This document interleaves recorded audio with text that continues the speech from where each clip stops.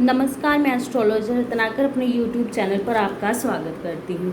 चलिए, जैसे हमने सीरीज शुरू की है आइए ज्योतिष सीखें, तो आज हम इसमें से दूसरा पार्ट शुरू कर रहे हैं। इसमें हम बात करेंगे द्वादश भाव की। ज्योतिष में फलादेश की दृष्टि से 12 राशियों के साथ 12 भाव होते हैं। तो आज हम इन 12 भावों के बारे में ही बात करेंगे। प्रत्येक भाव जीवन के भिन्न भिन्न क्षेत्रों व पहलुओं को दर्शाता है। तो चलिए अब हम इन्हीं के बारे में बात करते हैं। सबसे पहले आप इस पे देखिए, ये जो दिखाई दे रहे हैं खाने, इनको ही हम भाव बोलते हैं। तो ये खाने जो है वो एस्ट्रोलॉजी में वो 12 भाव, ये 12 खाने एस्ट्रोलॉजी में 12 भाव कहलाते हैं। तो चलिए शुरू से शुरू करते हैं। वैसे तो मैंने लिख ही रखा है, इस पे देखिए जैसे सब कुछ क्लियर दिखाई दे रहा है। मैंने इस पे इसलिए लिखा है कि अगर आपको कोई प्रॉब्लम हो मेरी लैंग्वेज को समझने में, तो आप उसको पढ़कर भी समझ सकते हैं। तो ये पहला खाना जो है इसको लगन भाव बोलते हैं, इसको फर्स्ट हाउस भी बोलते हैं। ये second house, third house, fourth house, fifth house, sixth house, seventh house, eighth house, ninth house, 10th house, 11th house and 12th house. तो इसको लगन भाव बोलते हैं, इसको द्वितीय भाव बोलते हैं, इसको तृतीय भाव बोलते हैं, इसको चतुर्थ भाव बोलते हैं, इसको पंचम भाव बोलते हैं, इसको छठा भाव बोलते हैं, इसको सप्तम भाव बोलते हैं, इसको अष्टम भाव बोलते हैं, इसको नवम भाव बोलते हैं, इसको दशम भाव बोलते हैं, इसको एकादश भाव और इसको द्वादश भाव बोलते हैं। देखिए, ये एस्ट्रोलॉजी में ऐसा है कि मैं इसको आपको इतनी दफ़ा रिपीट होगा, इतनी दफ़ा हमारे आगे चलकर भी हमारे कोर्स में जाएगा कि आपको सब कुछ ऑटोमेटिकली याद हो जाएगा। तो आपको कुछ आप चाहो तो इसको याद कर सकते हो, चाहो तो हम ऐसे पढ़ते पढ़ते इसको याद कर लेंगे। आपको स्पेशल इसमें कुछ भी करने की ज़रूरत नहीं पड़ती है। तो चलिए, मैंने वैसे इसको ऐसे ही सेट किया कि आपको ऑटोमेटिकली सारा कुछ समझ आता जाएगा। तो चलिए अब हम आगे से मूव करते हैं। ये भी मैंने लिख कर रखा हुआ है ताकि आपको समझ आ जाए। सबसे पहले बात करते हैं लगन हाउस की। इसको तनु भाव भी बोलते हैं, जैसे कि इसके क्लियर ही होगा। इसको धन भाव बोलते हैं, इसको भ्रातृ भाव थर्ड हाउस को बोलते हैं, फोर्थ हाउस को माता का भाव बोलते हैं, सुख भाव भी बोलते हैं, फिफ्थ हाउस को संतान भाव बोलते हैं, सिक्स्थ हाउस को रोग स्थान बोलते हैं, सेवन्थ हाउस को सप्तम भाव या स्पाउस का घर भी बोलते हैं, एट्थ हाउस आयु भाव बोलते हैं, नाइन्थ हाउस आ गया, इसको पिता का घर और भाग्य स्थान भी बोलते हैं।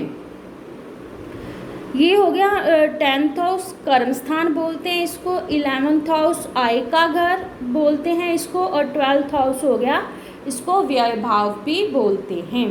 तो चलिए हम आगे चलते हैं इनकी और डिटेल में।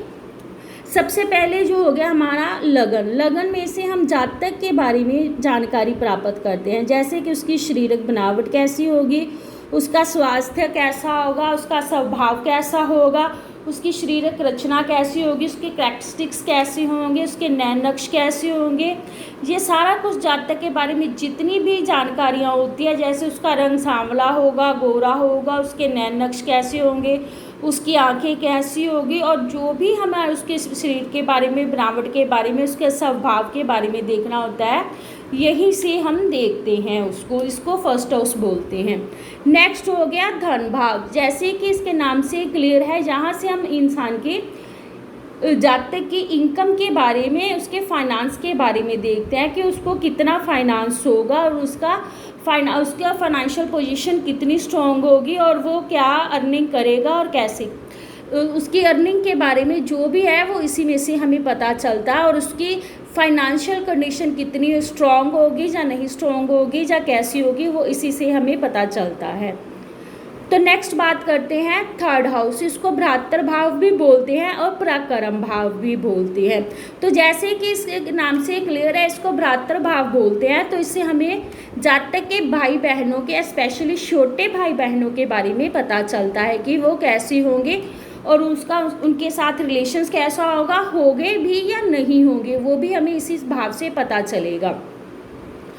तो इससे हम उसके पराक्रम के बारे में कि वो अपने दम पर कितनी अर्निंग कर सकता है, जा क्या क्या क्या अर्न कर सकता है। अर्निंग में सभी कुछ आता है, नेम फेम भी आता है, और जो भी हमारी सोशल अर्निंग्स होती है वो सभी कुछ इसमें आता है।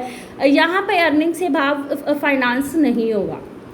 तो नेक्स्ट हो गया माता का भाव। यहाँ से माता का भाव, जैसे कि यहाँ से क्लियर है कि ये माता का भाव है, तो यहाँ से जातक की माता के बारे में पता चलता है। और सेकेंडली यहाँ से उसकी चल संपत्ति और वाहन के बारे में भी पता चलता है कि उस पर पास कितनी संपत्ति होगी और कैसे वाहन होंगे, बढ़िया वाहन होंगे या हल्के वाहन होंगे, लग्जरी गाड़ियाँ होंगी या नहीं होंगी, छोटा घर होगा, बड़ा सारा कुछ इसी से हमें पता चलता है।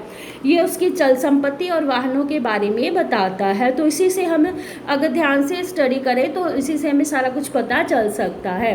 और इससे हम जातक की एजुकेशन के बारे में भी पता चलता है, स्पेशली प्राइमरी एजुकेशन के बारे में।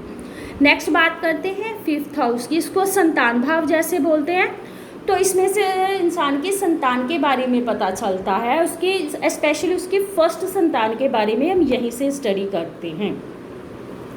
नेक्स्ट रोग स्थान, जैसे कि इसके नाम से ही क्लियर है, इसको रोग स्थान बोलते हैं। तो यहाँ से इंसान के रोग के बारे में, बीमारियों के बारे में पता चलता है, और उसके कंपटीशन के बारे में भी हमें यहीं से पता चलता है। और नेक्स्ट आ गया स्पाउस का हाउस, जैसे कि क्लियर है, तो इससे हमें उसके स्पाउस के बारे में पता चलेगा और उसके बिजनेस के बारे में, स्पेशली साझेदारी का जो बिजनेस है वो हमें यहीं से पता चलेगा। नेक्स्ट हो गया आयु हाउस। तो इसमें से हम इंसान की आयु या मृत्यु के बारे में पता चलता है कि उसकी आयु कितनी होगी, उसकी मृत्यु कैसी होगी, कहाँ होगी, कब होगी, ये सब इसी स्वभाव से पता चलता है।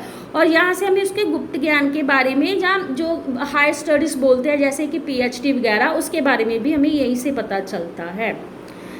तो नेक्स्ट आ गया पिता का घर। तो यहाँ से उसके जातक के पिता के साथ जो रिलेशन है उसके बारे में पता चलेगा। यहाँ से उसके बारे में हमें धार्मिक जानकारी पता चलेगी कि वो धार्मिक होगा, आस्तिक होगा या नास्तिक होगा, या उसका धर्म में कितना इंटरेस्ट होगा, इसको भाग्य स्थान बोलते हैं। नेक्स्ट हो गया कर्म स्थान। जैसे कि कर्म स्थान है, इसके नाम से क्लियर है कि उसके कर्मों के बारे में पता चलेगा। कर्म मीन्स कि उसकी जॉब कैसी होगी, उसका बिजनेस कैसा होगा, वो जॉब करेगा या बिजनेस करेगा तो कौन सा करेगा, उसमें उसको कितनी सक्सेस मिलेगी। नेक्स्ट हो गया आय भाव। तो यहाँ से हमें उसके आय के बारे में, जातक की आय के इनकम के बारे में पता चलेगा, और यहीं से उसके बड़े भाई के बारे में और उसके साथ उसके रिलेशंस के बारे में भी हमें सारा कुछ पता चलेगा।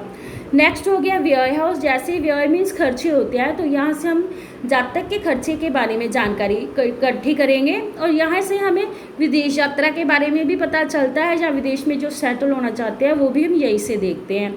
और यहाँ से जेल यात्रा के बारे में भी पता चलता है। तो ये थे हमारे 12 भाव और उनके बारे में सारी जानकारी।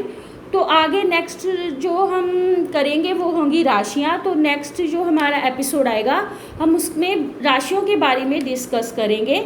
तब तक के लिए थैंक्स। तो आज के लिए बस इतना ही।